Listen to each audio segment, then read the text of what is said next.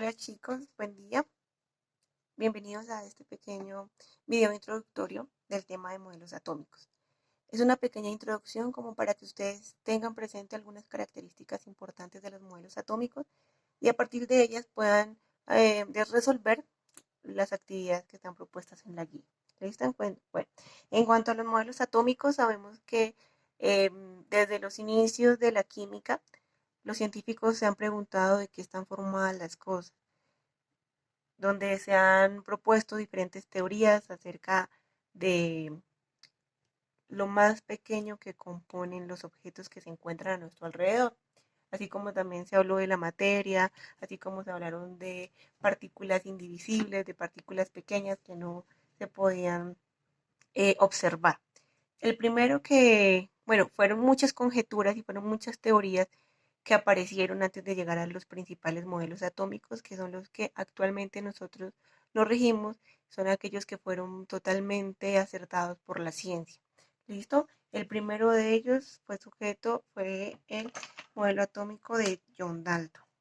Entonces, John Dalton, básicamente, él nos hablaba de los átomos o de unas partículas que los objetos, las cosas, la materia estaba formada por unas partículas muy pequeñas que no se podían dividir, a lo cual se llamó partícula indivisible. Los átomos significa partícula indivisible, por lo tanto, son partículas que no se pueden dividir, es el máximo divisor que tiene la materia. También John Dalton, pues él nos hablaba, en ese entonces pues no había la suficiente herramienta, la suficiente tecnología para poder hablar como tal de la estructura atómica, pero entonces de acuerdo a comportamientos de las sustancias, él postuló el átomo como una esfera redonda. Él no me hablaba por el momento de una carga precisa, sino como una esfera redonda.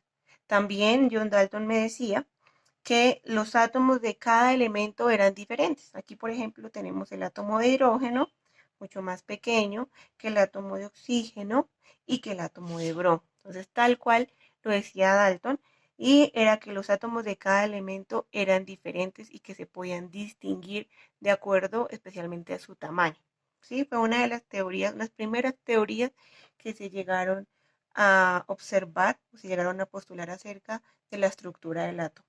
La siguiente persona que estuvo a cargo de esta estructura atómica fue el señor J.J. Thomson. Entonces, J.J. Thomson, básicamente, o Joseph Thomson, él lo que hizo fue hablar y empezó a estudiar las cargas del átomo. En estos casos me habló de una carga negativa, de una carga positiva. Decía que la esfera que postulaba Dalton era correcta, pero que esa esfera estaba cargada positivamente, tenía una carga positiva. Y además que en esa carga positiva, en esa esfera, estaban adheridas de forma no uniforme, estaba adherida una carga negativa. Que esta carga negativa básicamente estaba envuelta en un eje giratorio, ¿sí? A lo que se le llamó electrones. Él realizó básicamente un estudio, un experimento con un tubo de rayos catódicos más o menos en el año 1897. En esos tubos catódicos lo que le permitió ver es observar el comportamiento de un gas. Entonces observó que pasaba algunas partículas y una luz, que una parte de la luz se refractaba, se dirigía hacia otras direcciones, lo que le supuso la presencia de cargas y especialmente de la carga negativa, ¿sí? Que se encontraba incrustada en el átomo, de tal modo que él observó y él dijo que el átomo tenía una carga neutra porque tenía la carga positiva y la carga negativa de los electrones. Este modelo se le denominó el pudín de pasas o la torta de pasas, porque se decía que los electrones se incrustaban en el átomo como ver unas uvas pasas en una torta. Entonces, este modelo atómico fue muy conocido por este tipo de característica. ¿Listo? Bueno, el siguiente modelo atómico, también muy representativo, fue el modelo atómico de Ernest Rutherford. Entonces, Rutherford básicamente realizó también un experimento muy importante, el cual le permitió observar que el átomo tenía un núcleo. Ya no me hablaban de una esfera totalmente compacta con carga positiva, sino que hablaban como tal de un núcleo y que el núcleo como tal tenía una carga positiva. Si seguimos hablando de la carga neutra, de carga positiva y carga negativa para llegar a una estabilidad electrónica, ¿sí? De energía, pero entonces acá el núcleo se encuentra en el centro y que alrededor, aquí no me habla ni de niveles de energía ni de orbitales, sino que alrededor se encontraban los electrones girando alrededor del núcleo. Esta es una de las aproximaciones más importantes en la química porque fue llegar a observar cómo en verdad se distribuía la carga en el electrón, no como una masa compacta, sino en verdad como la forma como se expresaba la carga negativa en un núcleo y la carga negativa alrededor. ¿Listo? Para finalmente llegar al experimento, o mejor, llegar al postulado de el señor Niels Bohr.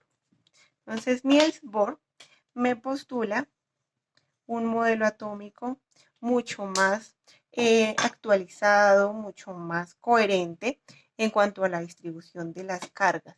También se sigue hablando como tal de una carga neutra en el átomo con la misma cantidad de protones. En este caso hablamos de protones, aquellos que tienen carga positiva y se encuentran en el núcleo, y una misma cantidad de electrones, que son aquellos que se encuentran girando alrededor del núcleo. Niels Bohr estudió principalmente la presencia de niveles de energía.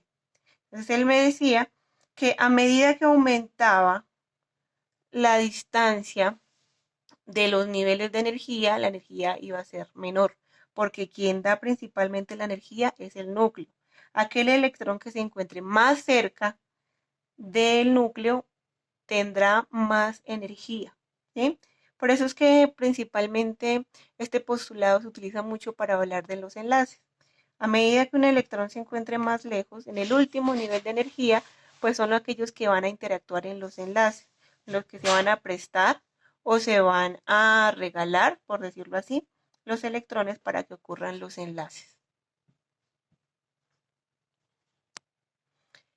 El modelo atómico de Niels Bohr es el modelo atómico actual. Bohr se aproximó mucho más a la estructura atómica debido a la presencia de niveles de energía y de subniveles. Entonces, en este caso, Niels Bohr me habla de la presencia de 7 niveles de energía, ¿sí? Esos niveles de energía también se pueden denominar de 1 a 7 o desde la letra K hasta la letra Q, ¿sí? Y también la presencia de subniveles de energía como el subnivel S, el subnivel P, el subnivel D y el subnivel F, ¿sí? Que cada uno incluso tiene una forma específica y que permite dar la forma tridimensional del átomo que nosotros actualmente conocemos. Yo les decía a ustedes que básicamente el átomo no ha sido la primera persona que lo pueda observar. El átomo básicamente no hay una herramienta, un instrumento que sirva para observar una partícula tan pequeña como lo es el átomo, sino que la estructura se ha podido determinar de acuerdo a los comportamientos que tienen las diferentes sustancias frente a carga eléctrica, frente a carga magnética. Entonces se ha podido observar cuál es la estructura del átomo de acuerdo a eso. Entonces, esperemos más adelante, de acuerdo con el tiempo y la tecnología, si podemos encontrar o si existirá un instrumento que me permita observar este tipo de estructuras químicas. ¿Listo? Este es un breve resumen. Espero que les sirva un poco para desarrollar sus actividades. Cualquier duda e inquietud las estaré resolviendo en el correo electrónico. Bye, chicos, que estén muy bien.